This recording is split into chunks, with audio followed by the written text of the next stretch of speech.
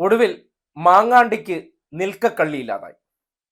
കോൺഗ്രസിന്റെ സൈബർ ടീമുകാർ ഇരുട്ട വെളുക്ക പണിയെടുത്തതെല്ലാം വിഫലമായി. തലയിൽ മുണ്ടിട്ടല്ലാതെ കോൺഗ്രസ് നേതാക്കന്മാർക്ക് പുറത്തിറങ്ങാൻ പറ്റാത്ത അവസ്ഥയിൽ എത്തിയപ്പോൾ ആ തീരുമാനത്തിലേക്ക് അവർ അടുക്കുകയാണ്. വിവാദങ്ങൾക്കൊടുവിൽ രാഹുൽ മാങ്കൂട്ടത്തിൽ ഒടുവിൽ രാജിയിലേക്ക് ഇന്ന് വൈകിട്ടോടെ അന്തിമ തീരുമാനം ഉണ്ടാകുമെന്നാണ് കോൺഗ്രസ് നേതാക്കൾ നൽകുന്ന സൂചന. നേതാക്കൾ തമ്മിലുണ്ടായ കൂടിയാലോചനകൾക്ക് ശേഷം KPCC ഔദ്യോഗികമായി തന്നെ രാജി ആവശ്യപ്പെടും.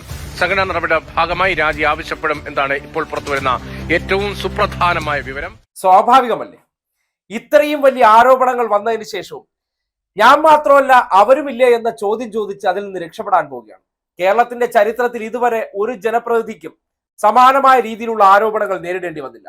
പലർക്കെതിരെയും ആരോപണങ്ങളായിരുന്നു, തെളിവുകളല്ല. അത് മുകേഷ് ആയിക്കോട്ടെ അല്ലെങ്കിൽ ബാക്കിയുള്ളവർക്കെതിരെയെല്ലാം പലതരത്തിലുള്ള ആരോപണങ്ങൾ പുറത്തേക്ക് വന്നപ്പോൾ ചിലർ മന്ത്രിസ്ഥാനം വലിച്ചെറിഞ്ഞു, MLA സ്ഥാനത്ത് തുടർന്നു.